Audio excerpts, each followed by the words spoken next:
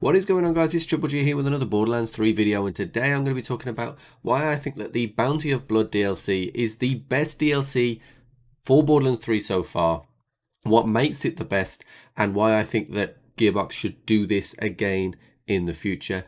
If you're enjoying this channel, please consider subscribing or joining us over on Twitch. We stream 5 times a week: Thursday, Friday, Saturday, Sunday, Monday. Weekdays are from 4 and weekends are around about midday. And otherwise, guys, let's get straight into the video.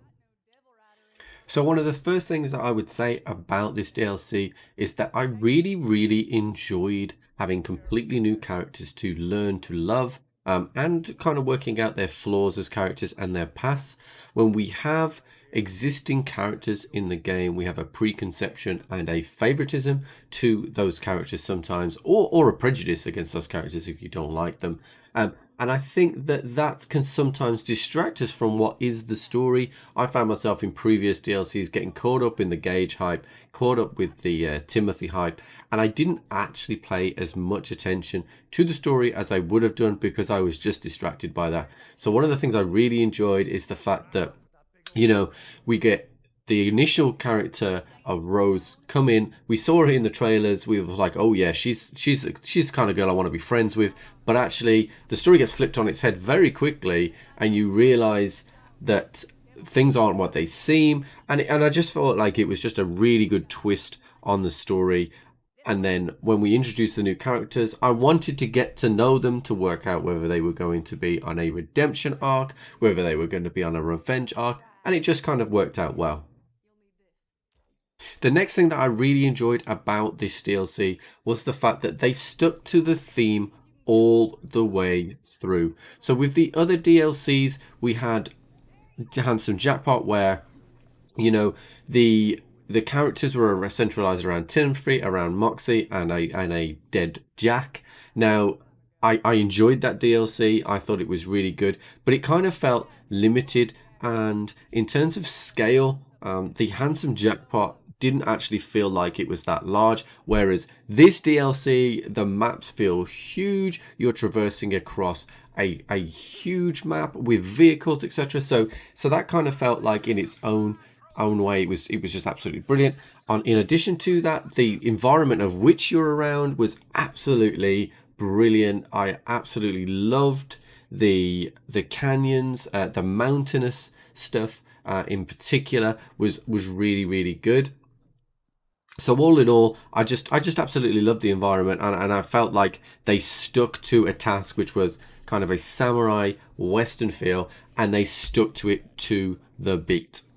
One of the other things that I really did enjoy was the new ways that we could interact with the world itself. So the teleports, the jump pads, etc. They really did add that extra element. The plant that made enemies become friendlies, I wasn't really a fan of. We can kill those enemies and they're just dead. So whilst it's a great, a nice little concept, it was similar to the Flak class mod in DLC 2, and I didn't really enjoy that.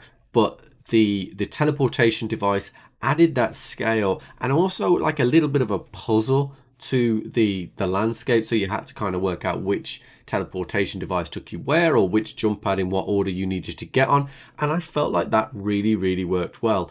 The only blemish on that was I felt like that should have culminated to the final area. I really enjoyed a side mission where there was a mountainous area, and you were kind of going up and using the jump pads, etc. It was brilliant, and I felt like the DLC should have culminated in using all of those techniques for like a 2 or 3 minute climb.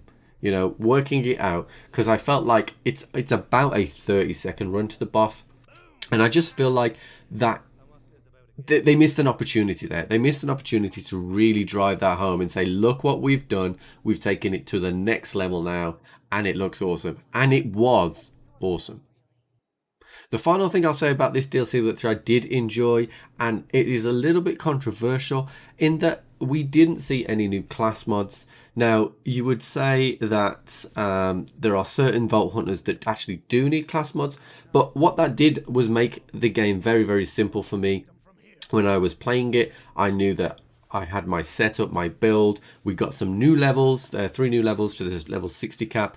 but actually it was weapon focused, and I really just enjoyed moving around the enemies, and the loot was just so abundant. I was getting 4 or 5 legendaries from some of the named bosses. Legendaries were popping up in chests all the time, and with the update, the chests were scaled correctly. So every time I went there, I found myself wanting to look for chests, wanting to kill enemies. I wouldn't just run past things on the off chance that they would drop a beautiful, beautiful weapon.